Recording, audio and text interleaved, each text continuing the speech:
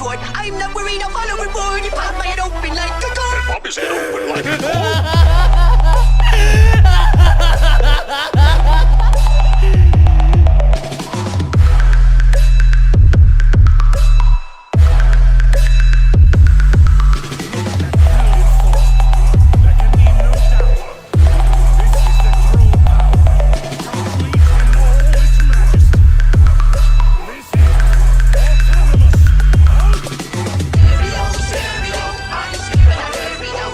इस एपिसोड की स्टार्टिंग होती है मदर ऑफ ऑल एंजल से, जो अपनी बड़ी बेटी वैडॉस से मिलने आई थी। फिर वो नोटिस करती है कि लॉर्ड अकुमो यूनिवर्स 6 में आते से काफ़ी ज़्यादा अजीब हरकतें कर रहे हैं। तभी लॉर्ड अकुमो मदर ऑफ ऑल एंजल से कहते हैं, तुम अपनी बेटी से मिलने आई हो तो तुम उसे अकेले में मिलो, मैं भी कैसे मिल के आता हूँ। मुझे एक सिग्नेचर की काफ़ी ज़्यादा अजीब लग रही है, क्योंकि ये काफ़ी हद तक जानी पहचानी लग रही है।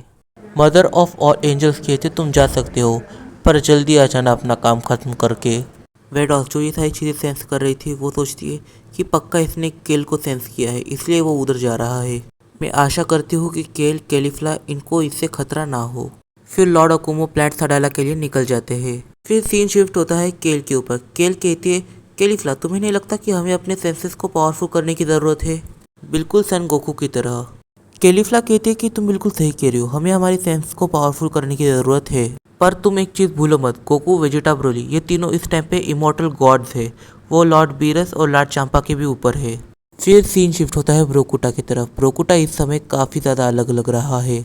जब ये सुपर सैयन 1 ट्रांसफॉर्मेशन में आ जाता है तो इसकी हाइट काफ़ी ज़्यादा बड़ी हो जाती है और ये गोजिटा से काफ़ी ज़्यादा हाइटेड है। फिर हमारी नज़र जाती है बीरस पर। बीरस काफ़ी ज़्यादा शॉक होता है। वो कहता है, मुझे कभी लगा भी नहीं था, और अजीब बात तो ये है कि मॉडल्स कभी मुझे इंसल्ट नहीं करते, पर ये मुझे बीरस बोल रहा है। फिर ग्रैंड प्रिस्ट कहते हैं कि इस मोमेंट पे वो मुझसे भी ज़्यादा पावरफुल है, और वो भी मुझे ग्रैंड प्रिस्ट ना कहते हुए दाइशिंग खन कह रहा है। तुम तो एक डिस्ट्रॉयर हो और तुम पर ये बीत रही है, मैं तो फादर ऑफ ऑल एंजल्स हूँ, मुझे कैसा लग रहा होगा। फिर ब्रोकुटा कहता है, दाइशिंग खन काफ़ी ज़्यादा टाइम हो गया मैं ट्रेनिंग करी नहीं है, कम से कम 200 मिलियन ईयर्स, तब से मैं सो ही रहा हूँ, अब मुझे जाग आई है, तो क्यों ना तुम 12 गॉड ऑफ डिस्ट्रक्शन को मेरे आगे खड़े कर दो, या फिर उससे अच्छा तुम मुझसे बैटल करो, आ जाओ जल्दी, मुझे ट्रेनिंग करनी है। फिर वीस बीच में इंटरफेयर करता है और ब्रोकुटा से कहता है, तुम्हारी वाइफ बुल्मा, चीची और चिलाए ये तीनों तुम्हारा अर्थ पे इंतज़ार कर रहे हैं, तुम उन्हें जाके मिल के क्यों नहीं आते। इसी बहाने तुम गोहान की नई ट्रांसफॉर्मेशन को भी देख लोगे और गोटेन और ट्रंक्स को भी ट्रेनिंग दोगे। ब्रोकुटा विस से कहता है, तुम बिल्कुल सही कह रहे हो, और तुम ही एक ऐसे एंजल हो जिस पर मैं भरोसा कर सकता हूँ, बाकी मैं किसी एंजल पर भरोसा नहीं कर सकता। फिर ब्रोकुटा अपने बेस ट्रांसफॉर्मेशन में आके वहाँ से निकल जाता है। जब वो बेस ट्रांसफॉर्मेशन में आता है तो उसका जो क्लोथिंग होता है वो वापस आ जाता है। फिर इन सारी चीज़ों में 2 दिन कैसे निकल जाते हैं किसी को कुछ समझ नहीं आता, और आज वो दिन था जिस दिन बैटल होने वाली थी। फिर हम एक ऐसे अरीना को देखते हैं जो काफ़ी हद तक टूर्नामेंट ऑफ पावर के अरीना जैसा लग रहा है। इस अरीना को ग्रैंड प्रिस्ट और मदर ऑफ ऑल एंजल इनने मिलके बनाया है। इस चीज़ की भनक ज़ेनो को लग चुकी थी और ज़ेनो काफ़ी ज़्यादा सीरियस मोड में था। फिर ज़ेनो कहता है, तो सन गोकू, अगर तुमने लॉर्ड अकुमो को हरा दिया तो ये तुम्हारी काफ़ी बड़ी अचीवमेंट तो होगी ही, और साथ में मुझे अपने लिए एक नया एंटरटेनमेंट भी मिल ही जाएगा। फिर ज़ेनो कहता है, सन गोकू, अगर तुम हार गए तो मैं सच कह रहा हूँ, मैं यूनिवर्स 7 को तो इरेज करूँगा ही, साथ में यूनिवर्स 0 के साथ पूरा कॉस्मोस इरेज कर दूंगा। ब्रोकुटा जब अरीना में आता है तब वो अपनी मास्टर्ड अल्ट्रा इंस्टेंट ट्रांसफॉर्मेशन में आता है, और ये ट्रांसफॉर्मेशन राइशिंग खन से भी काफ़ी ज़्यादा पावरफुल है। लॉर्ड अकुमो इस प्रेजेंस को सेंस करके कहते हैं, तो ये अल्ट्रा इंस्टेंट का यूज़ करेगा, तो चलो हम भी इसके साथ बैटल करेंगे अल्ट्रा इंस्टेंट में। ऑफ स्क्रीन इनकी काफ़ी ज़्यादा पावरफुल बैटल होती है, और बैटल पे पूरा स्टेडियम हिल रहा था। बैटल के बीच में लॉर्ड अकुमो ब्रोकुटा से कहते, रुको, तुम क्या बारडॉक के बेटे हो? क्या बारडॉक तुम्हारे बारे में बात कर रहा था? ब्रोकुटा हाँ में जवाब देता है और कहता है, बारडॉक मेरे ही फादर है।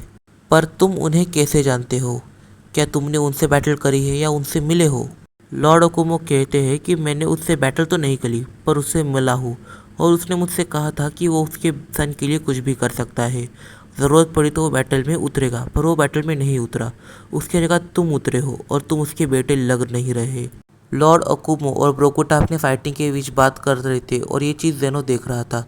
ज़ेनो सोचता है कि सन गोकू इस लेवल पे पहुंच सकता है, तो क्यों ना हम इसे और भी ऊपर लेके चले, इससे मुझे काफ़ी ज़्यादा अच्छा एंटरटेनमेंट मिलेगा। जैसा टूर्नामेंट ऑफ पावर में भी नहीं मिला था। फिर जेनो ग्रैंड प्रिस्ट से कहता है, तो ग्रैंड प्रिस्ट, अभी जैसे हमने प्लान किया था वैसी चीज़ें हो रही है, तो अभी तुम इनका फ्यूजन तोड़ दो। और एक बात, सारे गॉड ऑफ डिस्ट्रक्शन और सारे एंजल्स को हमारा प्लान पहले ही बता दो, ताकि वो इसमें कोई गलती ना करे। अभी अगर किसी भी एंजल से गलती होती है तो उस एंजल को मैं खुद खत्म करूँगा।